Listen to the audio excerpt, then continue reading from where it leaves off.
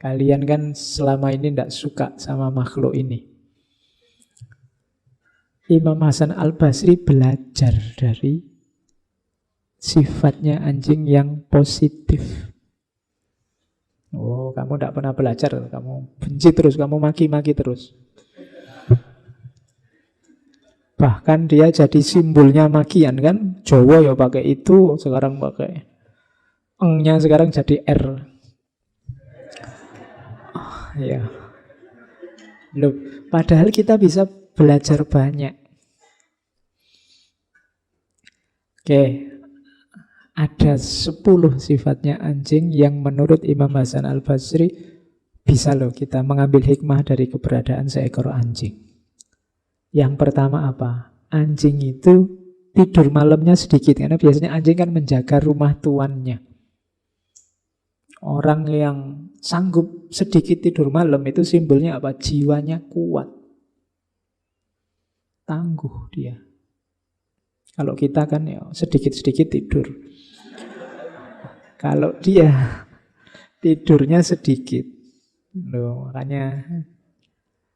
Terus coba dilihat, sabar menemani tuannya. Tidak mengeluh oleh panas atau dingin. Oh, itu anjing. Diajak ke salju, diajak lari-lari, Kalian diajak lari pagi mungkin ya mulet-mulet. Anjing itu diajak lari pagi tiap pagi ya ikut saja, manut saja. Dia tidak pernah alasan males capek Tidak ada. Yes, manut saja. Oh, itu menunjukkan kesabaran. Disuruh apa saja mau kadang-kadang. Pandangan Imam Hasan Al-Basri tentang yang terbaik. Warisan terbaik ilmu. Kalau kalian ini meninggalkan apapun, peninggalan apapun, entah pada anak turunmu, anak cucumu, anak muridmu, atau temanmu, kasih ilmu. Teman terbaik, akhlak. Bekal terbaik, takwa. Duta terbaik, akal. Duta itu berarti utusan yang mewakilimu untuk mengelola kehidupanmu. Pasrahkan pada akal. Dia pinter untuk menghadapi dunia. Dia yang bisa ngerti rumusan-rumusan hidup di dunia. Menteri terbaik, menteri ini kan pembantu. Pendukung hidupmu yang terbaik apa? Kebijaksanaan dan kelapangan dada. Kekayaan terbaik, qanaah. Qanaah itu merasa cukup. Jadi bukan kuantitasnya. Jadi kekayaan itu akan baik untuk hidupmu bukan karena jumlahnya, tapi karena sikap mentalmu. Kalau sikap mentalmu qanaah, berapapun jumlah hartamu, engkau orang kaya. Qanaah itu rasa cukup dalam kepemilikan. Penolong terbaik taufik. Taufik bukan nama orang ya. Anugerah dari Allah. Pemberian Allah, itu taufik. Bantuan dari Allah, itu taufik. Dan penasehat terbaik, kematian. Kalau ini tidak perlu saya jelaskan, kalian sudah ngerti. Kalau ingat mati hatimu tidak tergetar, berlatihlah lagi untuk melembutkan hatimu. Berarti ada tanda-tanda hatimu sedang keras. Karena harusnya logikanya orang itu ingat mati terus tergetar. Merasa bahwa hidup ini fana, merasa bahwa hidup ini sementara, merasa bahwa pada saatnya kematian itu akan kita alami, bahkan bisa jadi sebentar lagi. Nah, itu namanya penasehat terbaik. Jadi tidak usah susah-susah, ingatkan saja terhadap kematian. Kalau ada masalah besar, ada problem besar, orang galau, orang sumpek, orang stres, bilang saja, kita ini hidup berapa lama sih? Pada akhirnya juga mati. Dunia jangan terlalu diberatilah. Nah, itu kan maunya begitu Imam Hasan Al-Basri. Jadi kuncinya di kematian. Oke, ini ada yang unik. Kalian kan selama ini tidak suka sama makhluk ini. Imam Hasan Al-Basri belajar dari sifatnya anjing yang positif. Oh, kamu tidak pernah belajar, kamu benci terus, kamu maki-maki terus.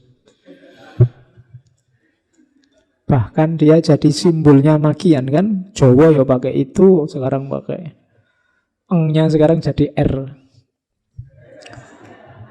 Ya. Loh, padahal kita bisa belajar banyak.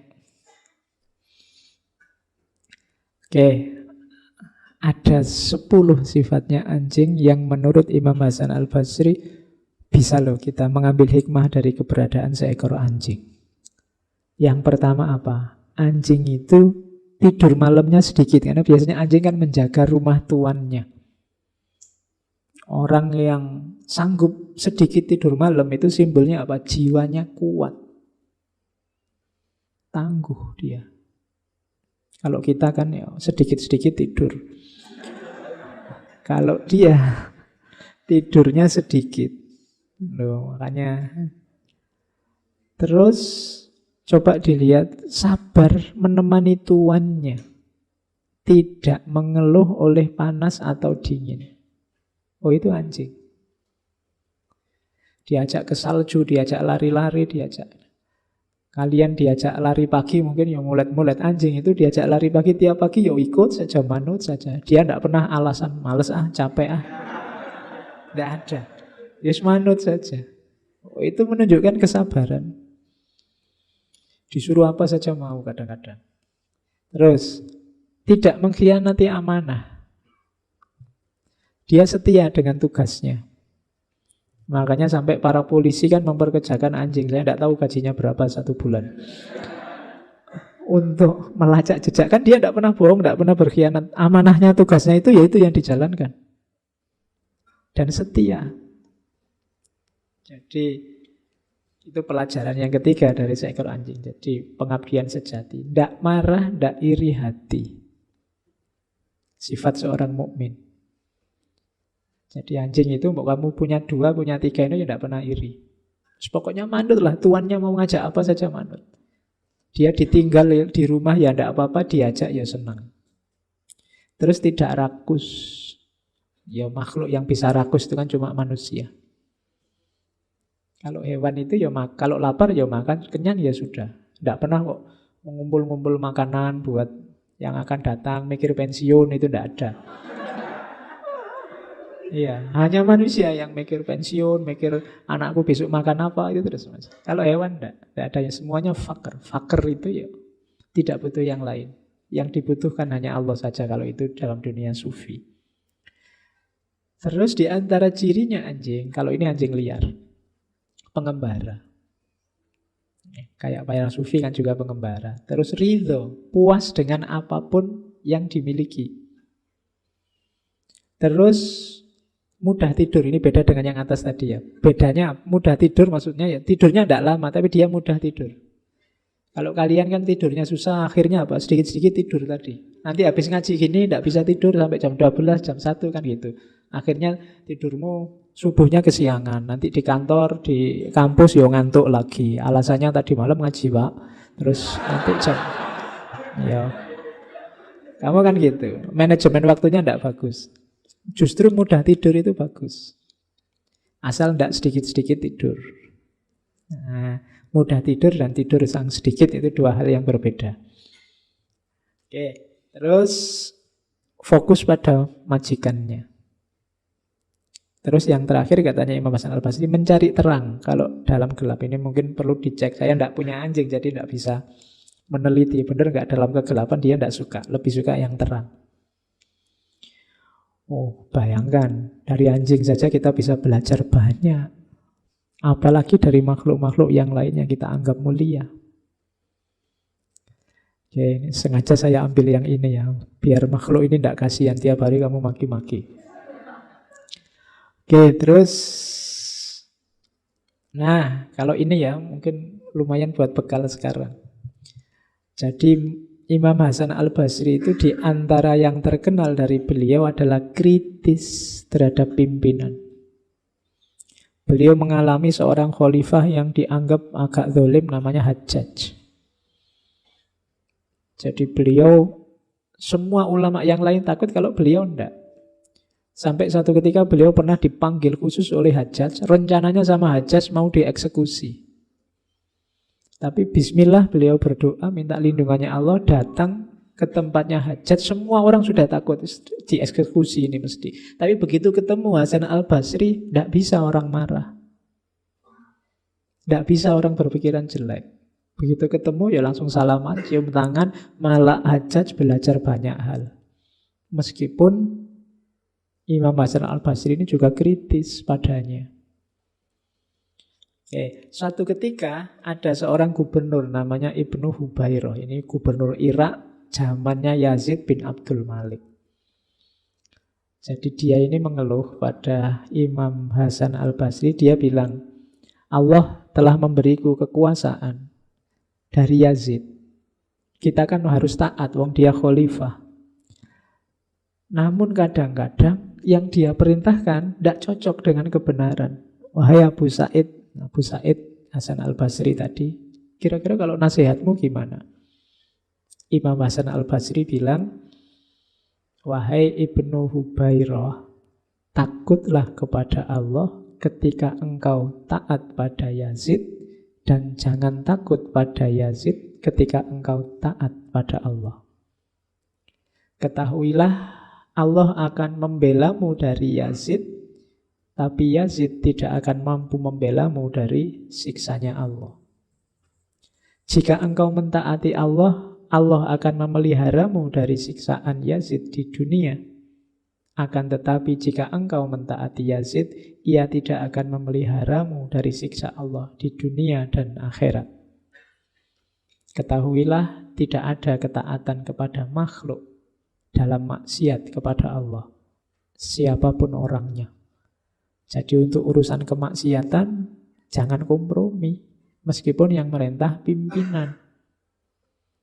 Oh, itu nasihatnya. Tapi ada juga nasihat yang berbeda. Ini pada ponaannya Ibnul As'as, karena banyak, tadi saya cerita pemimpinnya Hajjaj ini banyak yang ingin berontak. Ini ada kalimat, ini bukan kebalikannya yang tadi. Kalau tadi memang tentang kemaksiatan, kalau ini tentang mendongkel, makar, ingin menjatuhkan pimpinan yang dianggap zalim. Katanya Imam Hasan al-Basri, wahai Abul Hasan, pada ponaannya ini, demi Allah, aku sungguh berada dalam pikiran yang buruk. Aku dulu juga banyak mencaci dan mengumpat kepada para khalifah yang dianggap sesat tadi. Tapi hendaknya engkau tahu, ini penjelasan sisi yang lain. Pemimpin yang buruk adalah salah satu bentuk murka Allah. Jika kondisi saat ini merupakan hukuman, maka sekali-kali kalian tidak akan mampu menolak hukuman Allah tersebut dengan pedang kalian. Jadi Ibnul As'as ini anak muda, mengajak teman-temannya ingin berontak. Katanya Imam Hasan al-Basri, aku dulu lebih kritis dibandingkan kalian. Tapi harus kamu ingat, ketika Allah memberikan kita pemimpin yang buruk, itu bisa jadi karena memang kita layak diberi pemimpin yang buruk atau hukuman dari Allah terhadap perbuatan kita sendiri. Maka tidak ada gunanya kamu lawan dengan pedang. Pertama-tama yang harus kamu lakukan apa? Berdoa, bertaubat, lepaskan diri dulu dari semua dosa. Karena kalau kamu tiba-tiba melawan dengan pedang, maka ia akan lebih tajam. Maksudnya, khalifah yang zalim itu akan mudah membasmimu sebelum engkau doa, taubat, dan melepaskan diri. Karena logikanya Imam Hasan al-Basri, kalau ini memang hukuman dari Allah pada kita, berarti ada kesalahan kita, ada dosa kita yang membuat Allah murka. Jalan pertama apa? Berdoa, bertaubat, lepaskan diri dari semua kesalahan. Jadi jalan pertama itu. Kalau ujuk-ujuk kita lawan dengan pedang, katanya Imam Hasan al-Basri, ya, dia akan jadi lebih tajam. Dan memang nanti dalam ceritanya pemberontakan itu tetap terjadi dan mereka semua ditumpas habis. Melawan kekhalifahan tidak gampang. Oke. Nah, nanti di kitabnya Ibnul Jauzi itu ada hadis yang juga diriwayatkan oleh Imam Hasan al-Basri dari Abu Bakar, Rasulullah yang bersabda, Allah berfirman, ini berarti hadis qudsi, aku adalah Allah, tidak ada Tuhan selain aku, Raja dari segala raja, hati para raja ada di tanganku. Siapa di antara kalian taat kepadaku, maka aku jadikan raja-raja itu sebagai rahmat baginya. Siapa di antara kalian bermaksiat kepadaku, maka aku jadikan raja-raja itu azab baginya. Oleh karena itu, janganlah kalian sibuk mencaci para raja, namun bertaubatlah kalian kepadaku. Maka aku jadikan para raja itu simpati kepada kalian. Oh, ini cara berpikirnya menarik. Kalau ada yang mau mengkaji, mungkin ini sejenis etika politik dalam dunia sufi. Berhadapan dengan kekuasaan. Jadi ada logika-logika yang berbeda tadi. Tadi ada suratnya pada Umar bin Abdul Aziz, ada kritiknya pada Hajjaj, ada nasihatnya pada Ibnu Hubairah, pada ponaannya, termasuk sabdanya Rasulullah ini. Jadi ada beberapa tips cara menghadapi pemimpin. Tidak selalu dengan model pemberontakan, mengangkat pedang, perang, dan lain sebagainya. Tapi kalau pada saatnya butuh pedang, ya pedang diangkat. Oke, ini etika politik zaman itu. Oke, masih banyak sebenarnya cerita. Kalau ini cerita-cerita, ini kisah waktu. Jadi satu ketika Ali bin Abi Thalib ke Basrah, ke masjid, masuk masjid, loh ini kok ada anak muda kok berani-beraninya ceramah. Siapa dia? Oh, begitu dilihat ternyata Hasan Basri. Terus ditanya, disapa oleh Ali bin Abi Thalib, wahai budak, ya karena itu kan awalnya beliau maulanya, pembantunya. Aku hendak bertanya padamu mengenai dua perkara. Jika engkau dapat menjawabnya dengan benar, maka engkau boleh meneruskan berbicara di depan manusia. Terus Hasan al-Basri yang masih muda datang dengan tawadhu, tanyalah wahai Amirul Mukminin, apa dua perkara itu? Ini dites. Ceritakan padaku, katanya Ali, apa yang dapat menyelamatkan agama dan apa yang dapat merusak agama. Hasan al-Basri menjawab, yang dapat menyelamatkan agama adalah warok, dan yang dapat merusaknya adalah tamak. Oh, ini nanti kalian muhasabah sendiri ya. Kenapa warok itu bisa menyelamatkan dan tamak itu merusak. Katanya Ali terus, benar engkau, teruskan bicaramu. Orang semacam engkau layak berbicara di hadapan orang banyak. Jadi kalau kalian merasakan kegelisahan-kegelisahan tertentu sehubungan dengan agama, kalau banyak menurutmu hal-hal yang berhubungan dengan agama kok melahirkan kerusakan-kerusakan, jangan-jangan banyak ketamaan-ketamaan yang terlibat. Jangan-jangan di antara kita banyak yang dilanda penyakit tamak. Karena katanya Imam Hasan al-Basri, yang merusak agama itu tamak. Ini juga ada banyak sekali kisah dan quote. Saya ambil misalnya ini dengan seorang tamunya. Ini nasihat bagi kita untuk tidak ngomong jelek tentang orang lain. Suatu ketika tamunya bilang, wahai imam, aku sangat mengagumi majelismu. Akan tetapi, mengapa kok di tempat yang lain ada seorang guru yang selalu menyebutmu secara tidak pantas dan menjelek-jelekkanmu? Hari ini kan kadang-kadang terjadi itu kan. Orang mengadukan ustadz ini, mengadukan ustadz itu, guru ini, guru itu. Nah ini dia mau wadul, apa wadul lagi bahasa Indonesia nih, mengadu pada Imam Hasan al-Basri. Katanya Imam Hasan al-Basri, tolong kamu hentikan pembicaraanmu itu, wahai tamuku. Orang yang engkau sebut tadi, aku kenal. Dia adalah juga sahabatku. Adapun yang akan kau sampaikan kepadaku tentang dia, yang selalu menjelekkanku, maka jika engkau bohong, engkau harus dicambuk karena berdusta. Dan jika yang kau sampaikan itu benar, maka engkau tetap harus dicambuk karena engkau telah ghibah dan mengadu domba antara aku dan dia. Kira-kira sekarang kamu milih yang mana? Kalau benar ya dicambuk, kalau salah ya tetap dicambuk. Berarti apa? Sudahlah, tidak usah ngomong tentang kejelekan orang lain. Hari ini kan banyak yang semacam itu. Ada lagi ini kisah unik. Kisahnya Hasan al-Basri dengan seorang teman sufinya yang namanya Habib al-Ajmi. Jadi satu ketika Imam Hasan al-Basri ini mengunjungi seorang sufi besar, Habib Ajmi. Pada waktu sholat, ya karena beliau tamu terus tuan rumah disuruh jadi imam. Tapi begitu Habib Ajmi jadi imam, pusing ini Hasan Basri. Ini sufi ngimami tajwidnya rusak, ndak karu-karuan. Panjang pendeknya kacau, gatel telinganya, nggak kusuk sholatnya, akhirnya mufarokoh. Kalau caranya gini kacau ini, nggak kusuk sholatku, sholat sendiri aja deh, misah dari imamnya. Habib Ajmi ya ndak apa-apa. Tapi malamnya Imam Hasan Basri bermimpi, dapat peringatan langsung.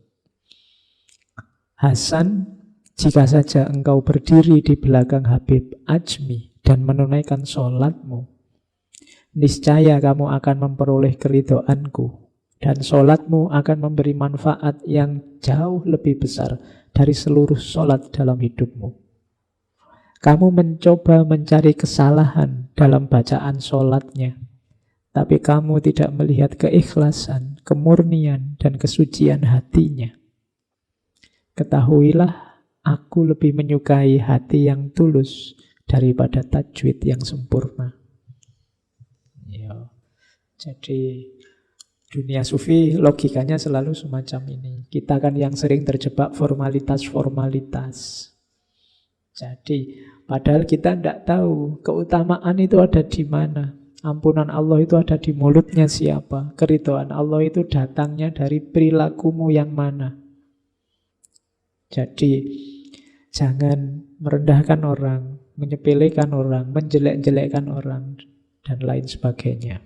Jadi ini pelajaran dari kisahnya bersama Habib Ajmi. Oke, kita kan juga punya Habib sekarang banyak. Terus yang sufi juga kan banyak. Kalau ini kisah tentang seorang pemabuk. Suatu ketika waktu Imam Hasan al-Basri jalan-jalan, tiba-tiba lihat orang mabuk masuk dalam lumpur. Terus diingatkan oleh Imam Hasan al-Basri, hati-hati tuh kalau jalan, jangan sampai tenggelam. Cuma saya tidak tahu pemabuknya ini kemasukan apa. Jawabannya, wahai Tuan Hasan, jika aku tenggelam, aku sendiri yang hilang. Tapi apabila diri Tuhan yang tenggelam, maka semua pangkat dan jabatan Tuhan akan ikut tenggelam. Ini sindiran pada Hasan al-Basri. Jangan tertipu oleh pangkat, jabatan, dan semua topengmu. Dia hanya akan memberatkan hidupmu. Kamu bawa kemana-mana, kamu lebih sumpek lagi. Kalau hanya aku yang tenggelam, selesai. Siapa yang kenal aku, siapakah aku, mungkin tidak muncul juga di berita, aku tidak penting. Yang hilang hanya seorang pemabuk. Tapi kalau Imam Hasan al-Basri yang tewas tenggelam, ada yang kehilangan guru, ada yang kehilangan mursyid, ada yang kehilangan sahabat. Dunia Islam kehilangan, banyak sekali yang kehilangan. Kenapa? Jabatannya banyak, gelarnya banyak, posisinya banyak. Jadi hal-hal duniawi masih banyak yang nempel.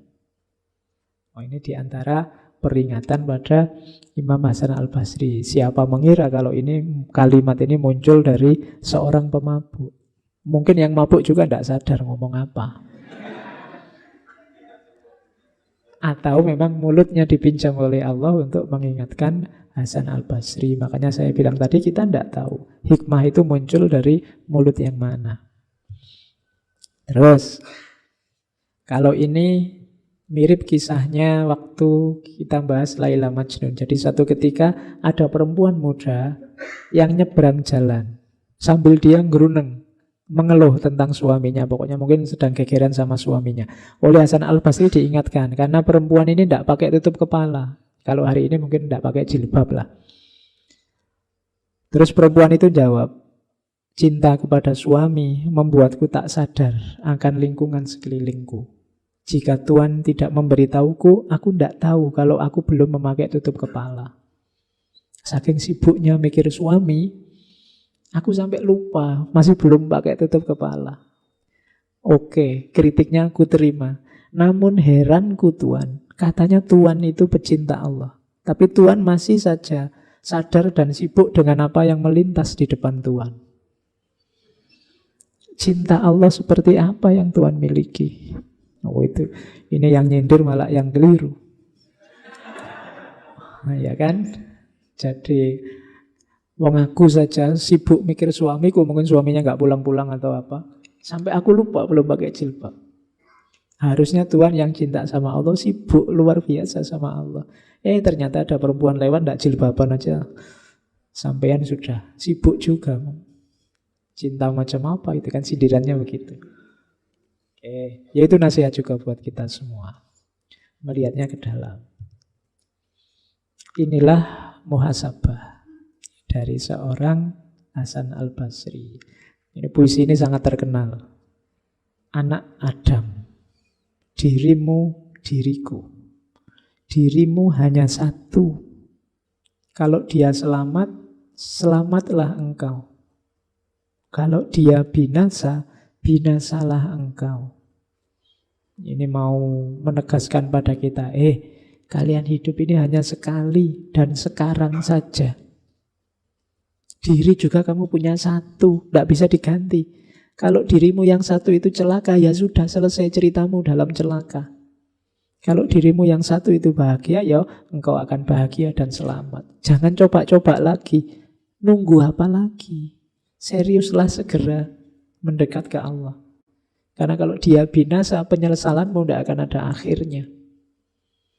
Dan orang yang telah selamat tak dapat menolongmu. Mungkin kamu mengharapkan tokoh siapa, mungkin kamu mengharapkan orang yang mana yang bisa menyelamatkanmu, yang menurutmu dia selamat. Tapi seandainya dia selamat pun dia tidak bisa membuatmu selamat. Kalau tidak engkau sendiri yang membuat dirimu selamat.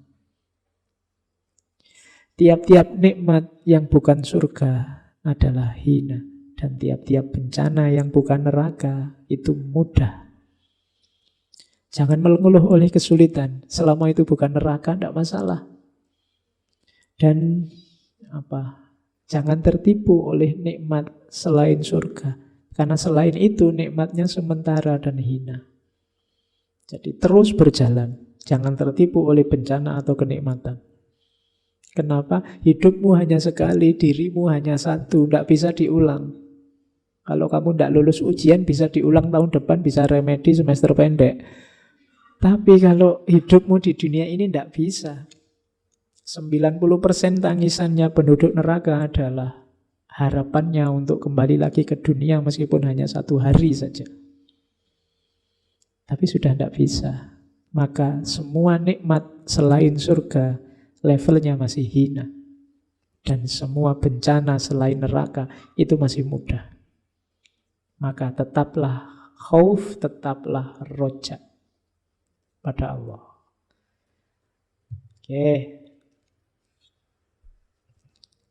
Nah, makanya kenapa judulnya muhasabah, katanya Imam Hasan Al-Basri, seseorang tidak akan mendapatkan predikat ketakwaan sampai dia melakukan muhasabah kepada dirinya sendiri lebih ketat dibandingkan teman yang bermuhasabah terhadap temannya. Jangan menilai orang lain, yang pertama nilailah dirimu sendiri. Hasibu anfusakum qabla an tuhasabu. Nilai dirimu sebelum menilai orang lain.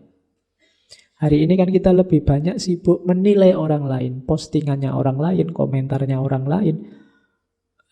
Ayo nilai diri sendiri. Komentator terhebat kemungkinan adanya dari Indonesia. Jadi kalau sepak bola itu kita bolak-balik kalah, sekarang ganti aja kompetisi komentator sepak bola. Kemungkinan kita juara. Ya, Twitter, Facebook, Instagram itu kan mungkin Indonesia itu paling ramai. Jadi kalian paling suka ngomentari orang lain. Kalau ngomentari diri sendiri mungkin ya tidak terlalu laku. Kadang-kadang ngomentari diri sendiri biar dikomentari orang lain. Itu juga tidak masuk hitungan. Yang kedua, seorang hamba akan berada dalam kebaikan selama dia mampu menasehati dirinya sendiri dan selalu menghisap dirinya sendiri. Sebelum engkau dihisap, hisaplah dirimu. Kalian akan mudah jadi orang baik kalau kalian punya kekuatan untuk menasehati dirimu sendiri. Kalau kalian tidak bisa nuntun dirimu sendiri, kemungkinan agak sulit kalian untuk mewujudkan kebaikan-kebaikan karena kalian tergantung pada orang lain. Di antara tanda-tanda Allah berpaling dari seseorang ialah Allah menjadikan kesibukannya pada perkara-perkara yang tidak bermanfaat baginya. Nanti di antara bahan muhasabah kita, ayo dicek. Kalian kan merasa sibuk, waktumu terbatas untuk banyak hal, disuruh bikin tugas apa itu kan rasanya kalau tidak mepet ya tidak jalan. Terus kamu itu sibuk apa? Coba dicek. Apakah kesibukanmu itu ada manfaatnya untuk dirimu? Kalau Imam Hasan Al-Basri berarti untuk kehidupan akhiratmu atau tidak? Kalau tidak, mungkin memang oleh Allah kamu dikondisikan begitu. Mungkin Allah sudah berpaling darimu. Kesibukanmu tidak ada maknanya sama sekali, tidak ada manfaatnya. Dibikin begitu biar kamu jauh oleh Allah. Jadi hakikatnya yang menjauh engkau sendiri. Oke. Jadi ini quote-quote dari Hasan Basri. Yang terakhir, barang siapa, kalau ini hari ini banyak, mencela dirinya sendiri di hadapan banyak orang, sesungguhnya sebenarnya dia sedang memuji dirinya. Dan hal itu adalah satu tanda dari riya. Sekarang kan banyak. Kadang-kadang saya juga begitu. Alah, apa sih saya ini? Aku itu ilmuku terbatas, aku itu... Ini koyok-koyok merendahkan diri, tapi gak kerasa sebenarnya kira tuh pamer. Ingin menunjukkan, ini loh aku sudah sadar. Kamu mengkafir-kafirkan orang. Aku ini sudah kafir, mau apa kamu? Oh itu kan kayak wis menunjukkan. Ini kayak sadar, tapi sebenarnya ada pamernya. Katanya Imam Hasan Al-Basri, loh ini bukan saya. Yang semacam itu sebenarnya jenisnya riya. Yang benar gimana Pak? Terus apa ngomong bahwa aku itu pinter gitu? Ya enggak, ya podo salah. Enggak usah menilai dirimu dan dipamer-pamerkanlah. Kamu muhasabah untuk dirimu, untuk meningkatkan kualitas hidupmu. Kalau tidak sangat penting, tidak usah cerita ke orang lain. Ya, kalau tahajud sih saya belum bisa, ya gimana lagi. Itu kayak merendahkan diri, padahal itu untuk menunjukkan bahwa kamu itu sebenarnya sudah sadar. Jadi hati-hati dengan klaim-klaim, katanya Hasan Al-Basri, sesungguhnya itu dia sedang memuji dirinya sendiri. Itu sejenis riak juga. Apalagi sombong. Itu riak double. Di teori yang lain kan, yang sombong itu malah bukan riak tapi musyrik. Kenapa? Karena orang sombong itu orang merasa besar, merasa tinggi, merasa lebih. Ini kayak orang syirik, menyekutukan Allah. Dia tidak sadar bahwa segala daya, segala kekuatan, segala ketinggian itu sumbernya dari Allah, bukan dari dirinya. Berarti dia sedang menduakan Allah. Jadi sombong itu sering disebut syirik kecil. Jadi kalau kamu ngomong membesar-besarkan dirimu itu sombong. Dan itu bukan riya tapi syirik kecil, musyrik. Nah, mengecil-kecilkan dirimu biar orang lain menganggap kamu besar, itu baru riya. Sama kayak saya kapan itu pernah mencontohkan, kadang-kadang kita mau sholat tahajud tapi banyak teman, tidak jadi nanti dianggap anak soleh, kapan-kapan aja. Itu sebenarnya juga ibadahmu masih karena manusia, tidak karena Allah. Itu bisa masuk kategori riya ini. Gara-gara ada manusia kamu mau sedekah, tidak jadi nanti dianggap pamer, tidak usahlah. Tulis saja hamba Allah. Masih manusia yang jadi pertimbangan. Emangnya misalnya ditulis namamu orang kenal siapa kamu? Kan tidak juga. Mungkin kamu aja yang kegeeran. Jadi biasa sajalah. Wong kamu tidak ingin pamer bahwa orang mengenali, ya tidak apa-apa. Wong kamu memang ingin tahajud, ada banyak teman, ya tahajud saja. Bahwa nanti kamu diledek, wah anak soleh nih, ya biar aja. Wong bukan karena mereka kamu sholatnya. Tapi kita sering terjebak di sini. Di antara riya dan musyrik tadi. Oke, terakhir. Wahai manusia, sesungguhnya aku tengah menasihati kalian. Namun bukan berarti aku orang yang terbaik di antara kalian. Bukan pula orang yang paling soleh di antara kalian.